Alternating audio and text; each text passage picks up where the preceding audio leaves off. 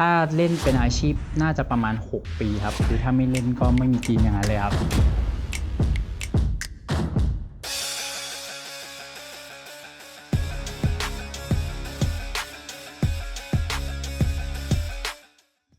ผู้ชมครับเทหน้าตักทอล์กวันนี้เราจะมีโอกาสได้พูดคุยกับคนที่ขึ้นชื่อได้ว่า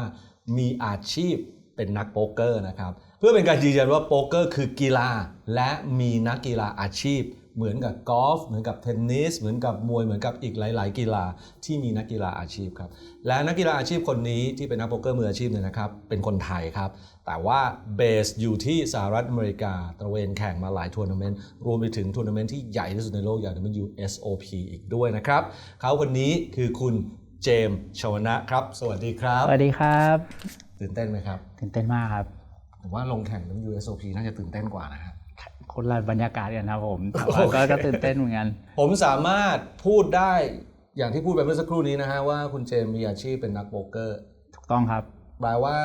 ไม่มีอาชีพเสริมอย่างอื่นเลยใช่ไหมครับไม่มีอาชีพเสริมอย่างอื่นครับคือรายได้หลักมาจากการเล่นโป๊กเกอร์อย่างนั้นเลยอย่างเดียวเลยเป็นงานประจำคือถ้าไม่เล่นก็ไม่มีกินอย่างนั้นเลยครับป๋าลองอธิบายให้เข้าใจชัดขึ้นอีกนิดนึงนะฮะการเป็นนักโป๊กเกอร์อาชีพเนี่ยแปลว่ารายได้เกิดขึ้นจากการลงแข่งและได้เงินรางวัลรายได้ก็คือการที่เราเล่นโป๊กเกอร์แล้วเรามีรายได้บวกมากพอที่เราจะใช้ชีวิตไปได้ในแต่ละเดือนอย่างนี้เลยครับเป็นแบบอย่างนั้นเลยครับผมซึ่งรายได้หลักมาจากแคชเกมหรือว่าทัวร์นาเมนต์ฮะรายได้หลักของผมตอนนี้ยังเป็นแคชเกมอยู่ครับทัวร์นาเมนต์เนี่ยจะเป็นอะไรที่ผมเพิ่งจะมาสนใจจริงๆจังๆในช่วงหลังๆนี้สักประมาณ2 ปีที่ผ่านมาครับโอ้นี่น่าสนใจมากอย่างแรกเลยก็คือแคชเกมในสหรัฐอเมริกาเป็นเรื่องถูกกฎหมายครับสามารถแข่งกันได้ที่ไหนบ้างครับแคชเกมเล่นที่บ้านได้ไหมแคชเกมถ้าเล่นที่บ้านจัดกันเองได้ครับแต่ว่าคนที่จัดเนี่ยจะไม่สามารถที่จะเก็บรายได้เก็บค่าธรรมเนียมเก็บไม่ได้ครับถ้าเกิดว่าเพื่อนๆจัดกันเล่นจะใหญ่แค่ไหนก็ได้แต่ว่าห้ามทำรายได้ถ้าทำรายได้ปุ๊บจะผิดทันทีครับผมคนห้ามทำรายได้คือตัวเจ้าของบ้านใช่อย่างเช่นเก็บค่าแบบมาเล่นที่บ้านเก็บคนละ100 บาทอะไรอย่างงี้ไม่ได้แต่ว่าการแข่งขันเกิดการได้เงินกันในกองไม่มีปัญหาในบอร์ดไม่เป็นไรไม่มีปัญหาครับใช่ครับดังนั้นรายได้หลักของคุณเจมก็คือตระเวนแข่งแคชเกมอย่างนี้เหรอครับคือเล่นแคชเกมเนี่ยก็จะเล่นมีคาสิโนหลักที่เราจะไปเล่นเป็นที่ประจำใช่ก็คือจะมีโป๊กเกอร์รูมตามคาสิโนต่างๆถูกต้องครับโอเคใช่แล้วก็เราจะย้ายไปในที่อื่นบ้างถ้าเกิดว่ามันมีอีเวนท์ที่เราคิดว่าตรงนี้มันดีเราก็จะไปบ้างครับใช่คืออันนี้อาจจะต้องขอความกระจ่างนิดพอผมได้ยินว่าแคชเกมมันขึ้นอยู่กับอีเวนต์ด้วยเหรอครับมันเกี่ยวกันยังไงอย่างเช่นสมมุติว่าเรามีทัวร์นาเมนต์จัดใหญ่ๆอยู่ที่หนึ่งเมื่อจัดทัวร์นาเมนต์เสร็จแล้วคนที่เล่นทัวร์นาเมนต์ก็จะมาเล่นแคชเกมต่อใช่ครับเราก็ดูว่าบริเวณนี้คนที่ไปเล่นทัวร์นาเมนต์เนี่ยน่าจะมีคนที่เล่นเพื่อความสนุกมาก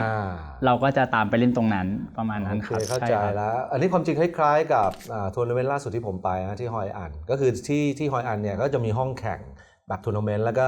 ใกล้ๆกันก็จะมีโป๊กเกอร์รูมซึ่งบรรดาคนที่อาจจะรอกำลังจะเตรียมเข้าสู่อีเวนต์ต่อไปหรือคนที่เพิ่งตกรอบมาจากอีเวนต์ล่าสุดก็จะไปเจอกันที่ห้องโป๊กเกอร์รูมแล้วก็เล่นแคชเกมกันต้องครับแปลว่าเวลาจะเป็นนักโป๊กเกอร์อาชีพเนี่ยเมื่อกี้ฟังดูเหมือนกับเลือกสนามที่จะไปแข่ง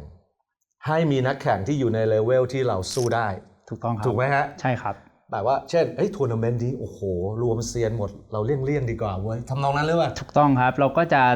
ไปหาเกมที่เราคิดว่าเราพอที่จะบีทได้ที่จะพอชนะได้ถ้าอันไหนแข่งเราก็จะหลีกเลี่ยงก่อนครับผมซึ่งถ้านักโป๊กเกอร์ทุกคนคิดกันอย่างนี้เขาก็จะเลือกเลเวลที่เหมาะสมกับเขาคนที่อยู่ต่างเลเวลก็จะไม่จำเป็นต้องมาเจอกันใช่ครับแต่ก็บางครั้งเกมเนี่ยมันจะมีปะปนครับป๋าคือมันจะมีบางทีก็คนเก่งกับคนไม่เก่งปนกันแต่เราก็จะเลือกที่เกมที่พอที่จะมีความได้เปรียบบ้างครับผมมีไหมฮะที่แบบเล่นอยู่แล้วแบบโอ้โหฟิลไอวี่ลงมาโต๊ะนี้ด้วยเว้ยเลิกเลยดีกว่าหมายถึงว่าเจอคนเก่งๆมากๆมาใช่ไหมครับมีครับก็คือถ้าเราคิดว่าเกมนี้สู้ไม่ได้แล้วจริงๆเก่งหมดเลยแล้วเราแบบกลายเป็นคนที่ไม่เก่งที่สุดที่เขาเรียกกันว่าเป็นฟิชเราเป็นฟิชเราก็จะไม่เล่นเกมนี้ใช่ครับเพราะว่าถ้าเราฝืนเล่นต่อไปเนี่ยเราจะมีโอกาสที่ EV เราจะลบเราจะมีโอกาสเสียมากกว่าครับผม มันคือความจริงแล้วมันก็ไม่ต่างอะไรกับเวลาที่เราทำธุรกิจหรือทำกิจกรรมทำอาชีพอื่นๆนะเราก็ต้องทำในพื้นที่ที่เราถนัดตลาดที่เราเชื่อว่าเราจะมีโอกาสทำกำไรได้หรือจะชนะได้ ใช่ครับ ใช่ครับทำอย่างนี้มากี่ปีแล้วครับถ้าเล่นเป็นอาชีพน่าจะประมาณ6ปีครับเกือบเข้าปีที่7ครับผมบอกได้ไหมครับว่าก่อนหน้านั้นอาชีพหลักของคุณเจมคืออะไรครับคือตอนก่อนหน้านี้เป็นบาร์เทนเดอร์ครับทำบาร์เทนเดอร์ซึ่งฟังดูก็น่าจะรายได้ดีนะเป็นบาร์เทนเดอร์ก็พอใช้ได้ครับใช่โป๊กเกอร์ดีกว่าโป๊กเกอร์ดีกว่าถึงตอนนี้สามารถเลี้ยงชีพอยู่ได้แบบสบายๆด้วยการมีอาชีพโป๊กเกอร์อย่างนั้นเลยผมถือว่าอยู่ในระดับที่สบายๆแต่ว่าไม่ได้ถึงกับรวยโอเคครับผมค่อยๆแล้วก็ค่อยๆพัฒนาเพื่อที่จะ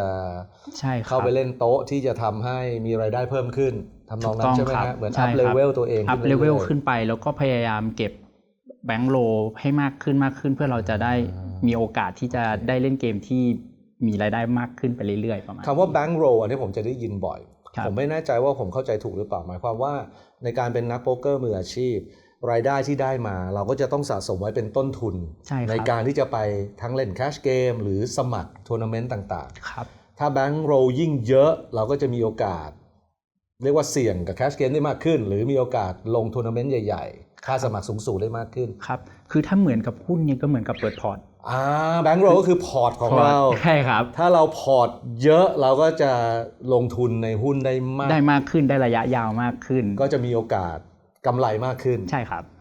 อีกเรื่องหนึ่งที่ผมสนใจมากเพราะว่าผมว่าอันนี้เป็นฝันของนักโป๊กเกอร์ทุกคนก็คือการได้ลงแข่งในทัวร์นาเมนต์ใหญ่ๆโดยเฉพาะ WSOP ครับผมซึ่งถ้าเทียบกันแบบง่ายๆสำหรับใครที่อาจจะไม่คุ้นโป๊กเกอร์มันคือฟุตบอลโลกนั่นเองมันคือ UEFA Champions League มันคือทัวร์นาเมนต์ที่ใหญ่ที่สุดแล้วของโป๊กเกอร์ใช่ไหมครับถูกต้องครับซึ่งคุณเจมส์เคยมีประสบการณ์ลงแข่งใน WSOP มาบ้างแล้วใช่ครับลงแข่งมากี่ครั้งแล้วลงแข่งในอีเวนต์แบบไหนบ้างครับส่วนมากผมเล่นไซด์อีเวนต์หมดเลยเมนอีเวนต์ผมไม่ได้เล่นก็จะถ้าเกิดผมอยู่ที่นู่นเนี่ยผมจะพยายามไปทุกปีหนึ่งก็ไปครั้งหนึ่ง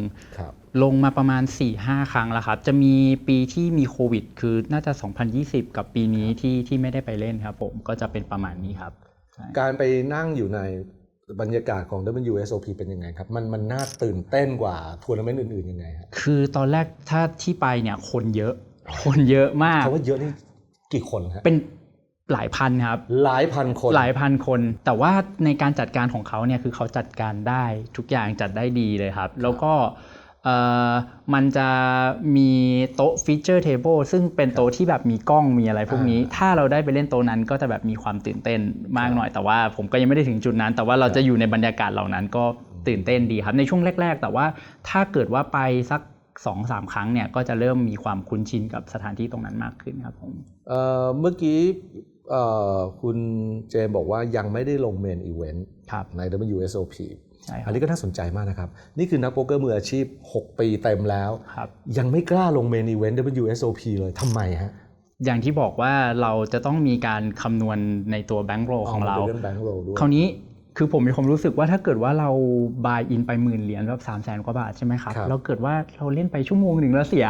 หมดเลยคือผมยังรู้สึกรับกับสิ่งนั้นไม่ได้อยู่แล้วก็รู้สึกว่าเฮ้ยมันเป็นเงินที่ค่อนข้างจะเยอะประมาณนี้ครับแต่ก็คิดว่าปีที่จะถึงเนี่ยครับคิดว่าจะลองลงดูพร้อมแล้วที่จะลงพร้อมครับคิดว่าพร้อมมากขึ้นเก็บประสบการณ์มากพอที่จะแบบเราลองกล้าเสี่ยงตรงนี้ได้ครับผมถามเป็นความรู้หน่อยนะครับถ้าจะอนุญาตเปิดเผยข้อมูลนะฮะวันที่เราตัดสินใจว่าพร้อมแล้วที่จะลงเมนอีเวนต์เนี่ยคือ buy in $10,000เนี่ยแปลว่าเราควรจะมีแบงก์โรสักกี่เท่าของ buy in นะโอ้โหอันนี้ผมคิดว่าถ้าด้วยตัวเมนอีเวนต์อย่างเดียวเนี่ยผมคิดว่าแล้วแต่เราเลยเพราะว่าตัวนี้เนี่ยมันจะต้องพร้อมที่จะเสียมันไปได้สมมุติว่าเรามีเงินอยู่ก้อนหนึ่งที่อาจจะเป็น10 เท่าของที่ buy main event ได้แต่ก็ไม่ได้หมายความว่าเราจะต้อง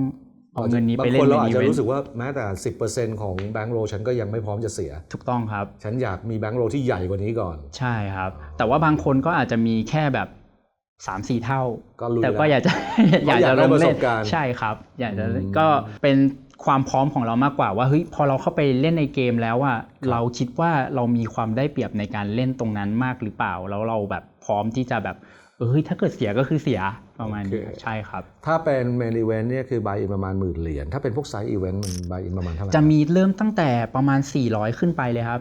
400ก็ประมาณ10,000 กว่าบาทโอ้วันนี้ก็เหมือนแบบตามไซส์อีเวนต์ของทัวร์นาเมนต์เล็กๆแถวบ้านเราเลยใช่ครับจะมีอย่างของเวียดนามก็จะราคาไม่ต่ำประมาณนี้ฮะประมาณ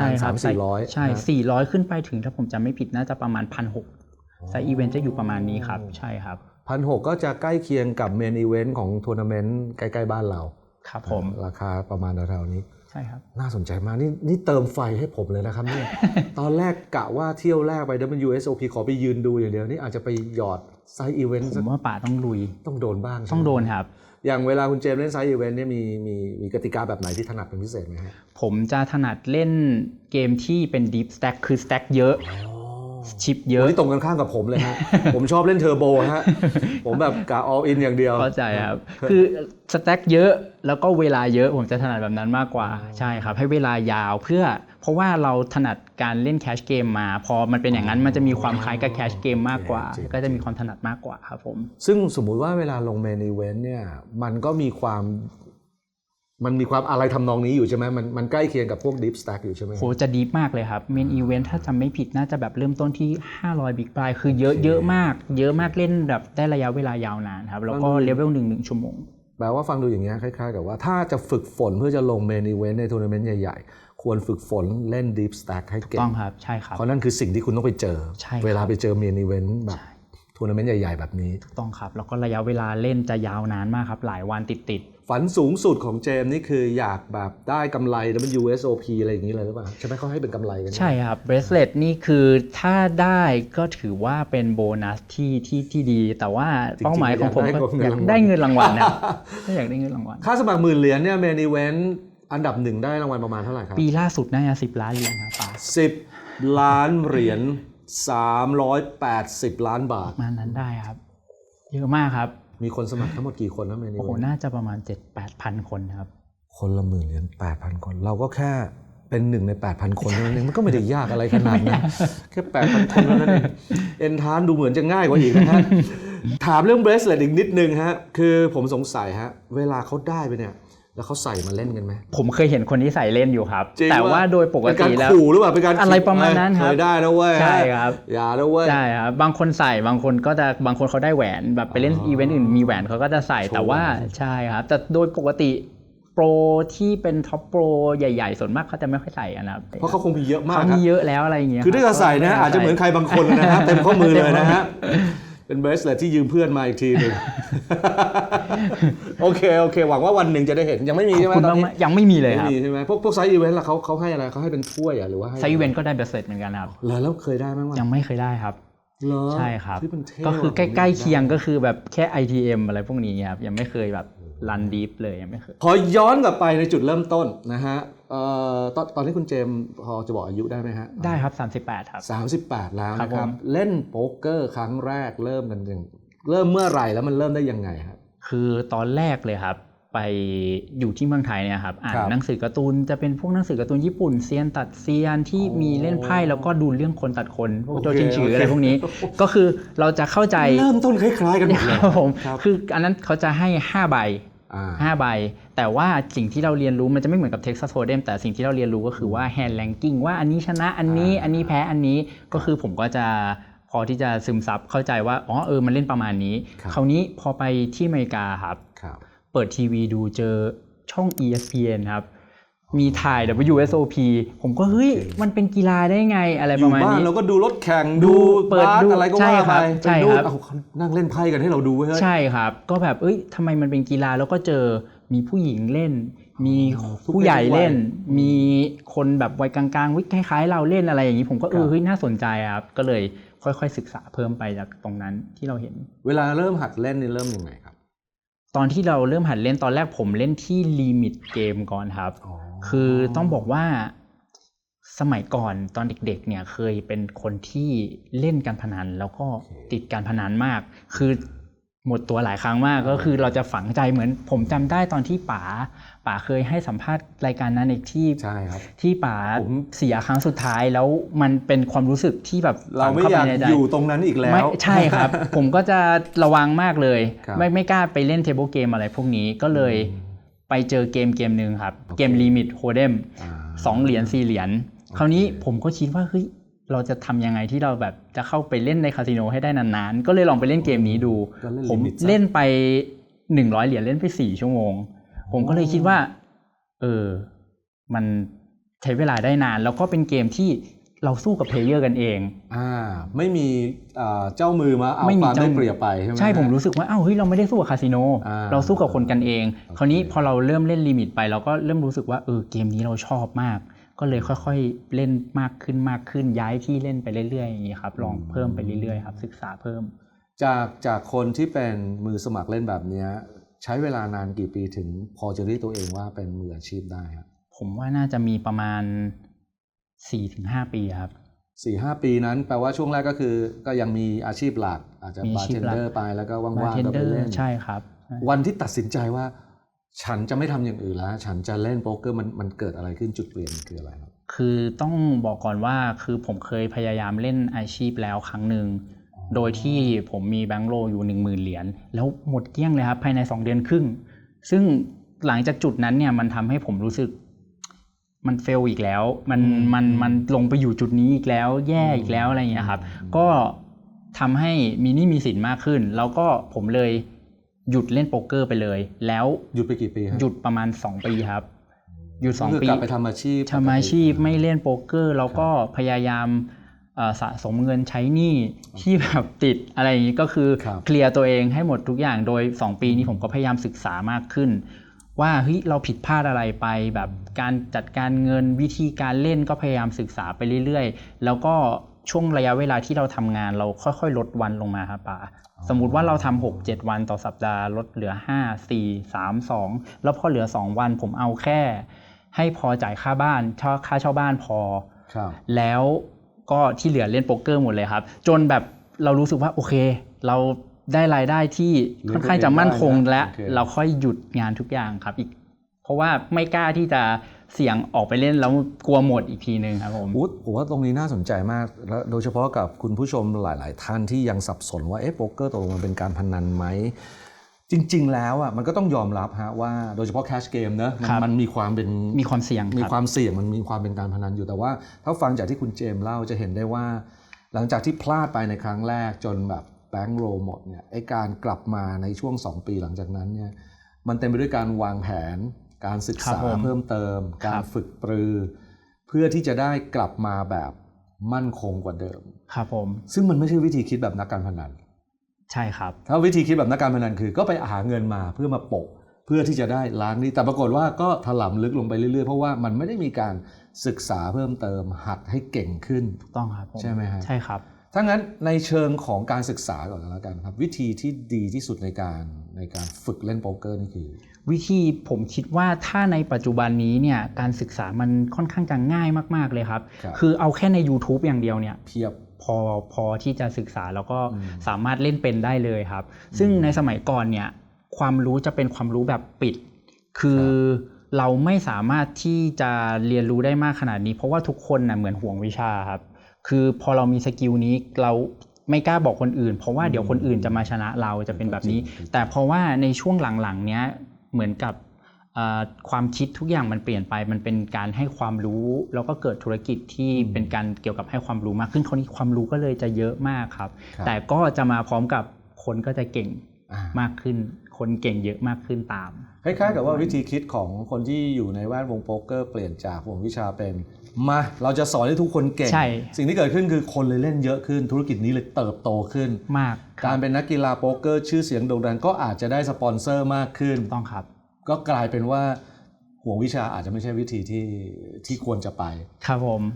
นอกจากทัวร์นาเมนต์ในต่างประเทศแล้วในอเมริกาแล้วเคยมาแข่งทัวร์นาเมนต์ในเอเชียบ้างไหมครับเคยครับก็จะมีที่เวียดนามอะไรพวกนี้ที่เวียดนามใช่ครับต่างกันไหมฮะเวลาลงสนามพื้นเพคนเล่นที่เอเชียกับที่อเมริกานิสัยไม่เหมือนกันอย่างไรบ้างฮะคือถ้าเป็นโปร ถ้าเป็นคนที่เล่นเก่งๆจะไม่ค่อยต่างกันครับจะคล้ายกัน คือเหมือนกับพอไปถึงเลเวล หนึ่งก็จะคล้ายกันแหละ โอเค ครับแต่ว่าถ้าเกิดว่าเป็นผู้เล่นเพื่อสันทนาการเอเชียจะดุดันกว่าจะมีความอยากพนันมากกว่า aggressive กว่าแต่ถ้าเกิดเป็นฝรั่งเขาจะพยายามเล่นตามลอจิกแต่ว่าอาจจะไม่ได้เก่งแต่ก็จะพยายามให้มันแบบถูกที่ถูกทางแล้วก็อยู่บนแบบแผนเหล่านั้นใช่ครับถึงว่าผมก็รู้สึกอย่างนั้นนะฮะ เป้าหมายของเจมส์ต่อจากนี้ไปคือลุยทัวร์นาเมนต์ใหญ่ๆนะฮะแล้วก็ลงแข่งเมนอีเวนต์จริงจังครับผมอยากรู้ว่าคนที่เป็นโปรมา6ปีเตรียมตัวในการแข่งทัวร์นาเมนต์ใหญ่ๆเนี่ยต้องเตรียมตัวอะไรเป็นพิเศษครับในทัวร์นาเมนต์ใหญ่ๆเวลาที่เราเล่นเนี่ยที่ผมเจอหลังๆที่เล่นมาเวลาที่เราเล่นระยะเวลายาวลองเอาเวอร์ไปปุ๊บพอสักประมาณ10ชั่วโมง11ชั่วโมงท้ายๆหรือว่าเราเล่น2วัน3วันติดเนี่ยพอท้ายๆเนี่ยจะเริ่มหมดแรงครับสมองจะเริ่มมันแกว่งใช่ครับสมองจะเริ่มล้าแล้วจริงๆตรงนั้นเนี่ยถ้าเกิดว่าเรามีความได้เปรียบคือเราเฟรชตรงนั้นเราแบบสมองเราใสกว่าคนอื่นเขาแล้วคนอื่นเขาล้าเหมือนกันเขายังไงเขาก็ต้องล้าครับผมคิดว่าตรงนี้ต้องพัฒนาเพราะว่าผมรู้สึกพอไปถึงช่วงท้ายๆปุ๊บความคิดอะไรไม่ดีเหมือนกับตอนเริ่มเล่นเข้าไปในทัวร์นาเมนต์ใหม่ๆครับเริ่มหมดแรงก็อาจจะต้องพัฒนาเรื่องร่างกายแล้วก็สมาธิมากขึ้นครับผมอันนี้ผมเข้าใจเลยครับเพราะว่าถึงแม้ว่าประสบการณ์ผมจะน้อยแต่ผมรู้สึกได้โดยเฉพาะเวลาลงเมนอีเวนต์ที่มันต้องแข่ง 2-3 วันเนี่ยผมรู้สึกได้เลยว่าช่วงท้ายๆนี่เหมือนว่าอะไรก็ได้ให้มันหมดไปแล้วกันหมดแรงแล้วเราจะคิดน้อยครับทั้งที่ความจริงถ้าเรายังคงสติไว้ได้เราก็อาจจะสามารถกลับมามีแบบสแต็กที่ดีฟอีกครั้งหนึ่งได้ใช่ครับแล้วก็เรากลายเป็นจะได้เปรียบแทนที่จะเสียเปรียบด้วยซ้ำเพราะว่าคนอื่นน่ะต้องล้าแน่นอนเพราะว่าเขาก็ต้องล้าเหมือนกันใช่ครับดังนั้นแปลว่านักกีฬาโป๊กเกอร์เนี่ยจะบอกว่าไม่ใช้แรงก็ไม่ได้ก็ต้องดูแลรักษาสุขภาพให้ต้องดูแลรักษาสุขภาพครับใช่ครับต้องออกกำลังกายไหมฮะก็คาร์ดิโอครับเน้นคาร์ดิโอมากกว่าเพื่อให้ยืนระยะได้นานๆต้องนั่งสมาธิไหมฮะนั่งสมาธิครับใช่สมาธิก็คือต้องใช้ยิ่งโดยเฉพาะถ้าเกิดว่าเราเป็นคนที่แบบมีอารมณ์แกว่งหรือว่าแบบว่าทิ้วหรืออะไรประมาณนี้ง่ายครับสมาธิก็จะช่วยเยอะครับผมตรงนี้ให้เหมือนกับว่าลืมเกมที่ผ่านไปซะโฟกัสกับสิ่งที่เกิดขึ้นข้างหน้าถูกต้องครับถูกต้องครับบางทีเราเสียพอร์ตไปพอร์ตใหญ่ๆปุ๊บเราจะรู้สึกแบบอยากได้คืนทันทีเลยครับแต่ถ้าเกิดว่านั่นคือวิธีคิดแบบนักพนันใช่ไหมไม่ใช่นักกีฬาใช่ครับแต่ว่าพอเราเล่นถ้าเราอยากที่จะเล่นเป็นอาชีพเราต้องแบบโฟกัสเรื่องสมาธิมากขึ้นสมมุติว่าเราเสียไปปุ๊บเรามาเหลือ15บิ๊กไบล์เราก็ต้องเล่นสแต็ก15บิ๊กไบล์จะไปเล่นแบบสแต็ก60บิ๊กไบล์ไม่ได้แล้วอะไรเงี้ยต้องปรับเปลี่ยนตัวเองใหม่ตรงนี้ครับใช่ก็ซึ่งผมตรงนี้ก็ต้องคอยพัฒนาอยู่ตลอดครับใช่ครับเรามีไอดอลไหมฮะมีแบบโรนัลโดเมสซี่แห่งวงการโป๊กเกอร์ไหมฮะคือผมจะชอบแบบโอสคูลนิดนึงครับก็จะเป็นพวกฟิลไววี่เป็นแดเนียลโนกาโนอะไรพวกนี้ครับซึ่งแบบเป็นชื่อที่เหมือนกับได้ละก็คือเมสซี่กับโรนัลโดของวงการโป๊กเกอร์ใช่ครับซึ่งเขายังเล่นอยู่ตอนนี้เขายังไม่ได้เลิกไปซึ่งผมจะ respect ตรงนี้เพราะว่าเขายืนระยะเวลามายาวนาน20ปีอะไรอย่างเงี้ยครับเขาก็ยังอยู่ตรงนี้ยังไม่หายไปไหนจริงๆเลยใช่ครับใช่พิเศษยังไงฮะ2คนนี้เราช่วยเล่าเรื่องสไตล์ฟิลไอวี่คือเขาสามารถที่จะชนะทุกเกมที่เขาเล่นได้เขาไม่ว่าเขาจะเล่นเกมไหนเขาจะเล่นได้ดีมากๆแล้วก็เขาเป็นคนที่ผู้เล่นเนี่ยมีเรียกว่า respect หรือว่าเคารพมากที่สุดทุกคนเนี่ยจะมองฟิลไอวี่ว่าเป็นคนที่เก่งที่สุดในโลกส่วนแดเนียลเนี่ยแดเนียลจะเป็นคนที่ไม่เคยหยุดพัฒนาแล้วแดเนียลเล่นทัวร์นาเมนต์เยอะคือไม่เคยหายออกไปเลยครับคือเขาจะอยู่ตลอดแล้วก็เกมโป๊กเกอร์เนี่ยถึงจะเปลี่ยนไปเกมเล่นยากขึ้นคนเล่นเก่งขึ้นไปเรื่อยๆแต่แดเนียลก็ปรับตัวตลอดไม่ได้แบบเพราะว่าพอเราหยุดศึกษาปุ๊บก็เหมือนกับถอยหลังไปใช่ไหมครับแต่แดเนียลเขาจะพัฒนาไม่ยอมแพ้ตลอดเวลาคุณเจมพูดว่าชอบสไตล์ old school ความต่างระหว่าง old school กับ new school นะครับมันต่างกันยังไงครับถ้าถามถึงตอนนี้ old school ก็อาจจะยังมีการเล่นแบบไม่ได้ใช้ตัวโซเวอร์หรือว่าตัวที่เป็นคอมพิวเตอร์เข้ามาช่วยเยอะแต่ว่าก็รู้สึกว่าตอนนี้พวก old school ก็เริ่มใช้กันต้องเริ่มศึกษาแล้วพวก GTO อะไรพวกนี้ใช่ไหมใช่ครับแต่ว่าถ้าโดยเบื้องต้นจะบอกว่า old school นี่คือใช้ gut feeling เยอะกว่าใช้ประสบการณ์ในการตัดสินใจมากกว่าทฤษฎีอย่างนั้นได้หรือเปล่าฮะ คือตรงนั้นก็เกี่ยวอยู่ครับคือโอสคูลเนี่ยจะมีการอ่านผู้เล่นมากกว่าคืออ่านว่าคนนี้ทำอย่างนี้เพราะอย่างนี้มีการหาความได้เปรียบในการระหว่างเล่นมากกว่าซึ่งผู้เล่นใหม่ๆเนี่ยอาจจะไม่ได้มีตรงนี้อาจจะเน้นที่เลขเน้นที่ทฤษฎีอะไรประมาณนี้อย่างนี้ครับเหมือนคนเล่นหุ้นในทางเทคนิคอะไรทำนองนี้มากกว่าใช่ไหมครับมากกว่าที่จะไปดูผลประกอบการของบริษัทนั้นๆแล้วค่อยตัดสินใจซื้อหุ้นเนี่ยต้องไปนั่งคิดเลยผมเป็นอะไรวะเนี่ยผมเป็น old school เลยผมเป็นพวกอยู่นอกโรงเรียนฮะไม่อยู่สักโรงเรียนนึงเลยนะครับถ้ามองกลับมาที่วงการโป๊กเกอร์ประเทศไทยตอนนี้คุณเจมส์เห็นอะไรบ้างครับดูมีแนวโน้มที่ดีไหมสำหรับคนที่สนใจจะเป็นนักโป๊กเกอร์มืออาชีพครับคือผมคิดว่าตอนนี้โป๊กเกอร์เมืองไทยเนี่ยไปได้ไกลแน่นอนแต่ว่าจะต้องพยายามให้ความรู้คนเยอะๆครับคือคนยังอาจจะมองไม่ได้เข้าใจว่าเฮ้ยมันสนุกยังไงมันมีอะไรที่ต้องเรียนรู้บ้างก็เลยอาจจะมองเป็นหนักไปทางพอมันเป็นไพ่ปุ๊บก็คือการพนันแน่ๆแต่ทั้งที่จริงๆ process ในการเรียนรู้ของมันสนุกเหมือนกันนอกจากในเกมมันมีความตื่นเต้นอยู่แล้วก็สนุกเหมือนกันแล้วก็ผมหวังว่าในอนาคตโป๊กเกอร์ทัวร์นาเมนต์ในเมืองไทยจะถูกกฎหมายได้ครับผมซึ่งคุณเจมส์ก็น่าจะกลับมาแข่งขันเป็นเกียรติเป็นสีความฝันของผมอย่างหนึ่งเลยครับวันนี้แข่งโป๊กเกอร์ทัวร์นาเมนต์ในเมืองไทยใช่ครับเพราะว่าเมืองไทยนี่แบบเหมาะมากๆครับป๋าทุกอย่างครบมากๆครับฝากลองคุยกับเพื่อนๆนักโป๊กเกอร์มืออาชีพที่อเมริกาด้วยแล้วกันนะฮะถ้าว่าเมืองไทยจัดเนี่ยสนใจจะมากันมาแน่นอนใช่ไหมเหมือนมาพักร้อนไปด้วยในตัวมาแน่นอนครับใช่ครับเขาอยากมาอยู่แล้วครับยิ่งถ้ามันเหมือนกับเป็นโบนัสของเขาคือเขามาแข่งแล้วเขาก็ได้เที่ยวด้วยนี่ครับผมก็หวังว่าวันนั้นจะมาถึงในเวลาอันใกล้นะครับวันนี้ผมมีของที่ระลึกมอบให้นะฮะเผื่อวันไหนไปแข่งโป๊กเกอร์นะฮะฝากใส่เสื้อหน่อยนะฮะว่าเราเป็นนักโป๊กเกอร์สุดยอดครับทีมไทยนะฮะทีมไทยแล้วก็เนี่ยมีธงชาติไทยด้านหน้าก็จะมีแฮชแท็กทีมชาติโป๊กเกอร์ TH นะฮะยอดครับนี้มอบให้กับขอบคุณมากๆครับป๋าขอบคุณที่มาร่วมรายการครับผมมีของฝากป๋าด้วยครับหุยดีจังเลยครับแขกรับเชิญมีของฝากให้พิธีกรด้วยอันนี้ผมเป็นคนที่ผมชอบสะสมชิปอยู่แล้วแล้วก็อันนี้ผมเตรียมมาจากที่นู่นเพื่อให้ป๋าครับเป็นชิปของหนังเรื่อง Rounders ที่เล่นกับ KGB นั่นคือหนังเกี่ยวกับโป๊กเกอร์ที่ผมชอบที่สุดเลยนะฮะคือมันคือฉากที่เป็นฉากสำคัญของฉากสำคัญของหนังครับแมทเ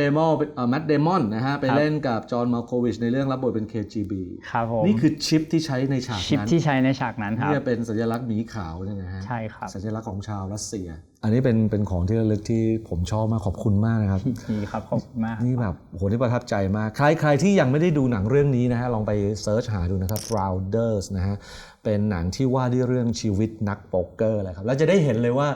นักโป๊กเกอร์ที่ดีนักโป๊กเกอร์ที่ไม่ดีแล้วกันนะฮะคือใช้ชีวิตในวงการโป๊กเกอร์แบบผิดแล้วมันจะนำไปสู่อะไรใช้ชีวิตถูกทางมันจะนำไปสู่อะไรนะขอบคุณ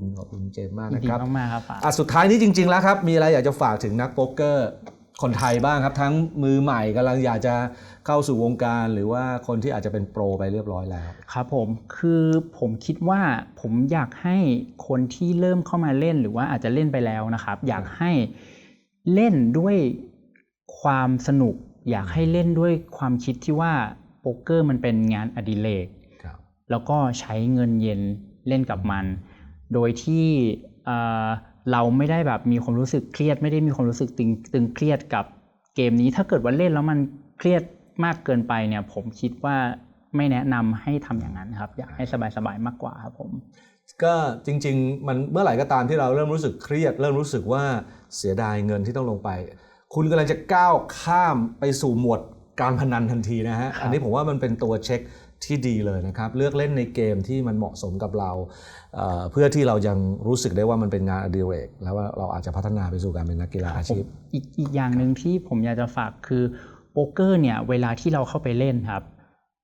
เราจะรู้สึกอิสระทันทีว่าเฮ้ยเราเข้าไปเล่นโดยที่ไม่มีเจ้านายไม่มีใครมาบอกเราว่าเฮ้ยตอนนี้เราจะเข้าไปเล่นเมื่อไหร่แต่ว่าต้องอย่าลืมว่าไม่มีใครบอกเราให้เลิกเหมือนกันครับตรงนี้ก็อาจจะต้องฝากว่าเฮ้ยถ้าเราคิดว่าเราจะเข้าไปเล่นก็ต้องรู้จังหวะที่เราเลิกได้ด้วยเหมือนกันครับ ลองเก็บไปคิดดูนะฮะ อย่าถลำลึกอย่างที่บอกฮะมันจะก้าวข้ามไปสู่การพนันได้นะครับถ้าไม่ควบคุมถ้าไม่ฝึกฝน แล้วก็ไม่ manage มันให้ดี วันนี้ขอบคุณคุณเจมส์ชวนะมากนะครับ ดีมากๆครับป๋า แล้วก็สำหรับคุณผู้ชมนะฮะติดตามเรื่องราวดีๆอย่างนี้ในแวดวงโป๊กเกอร์ได้นะครับทางเทน่าตักอย่าลืม subscribe อย่าลืมกดติดตามกันได้และติดตามชมตอนต่อไปกันนะครับสวัสดีครับ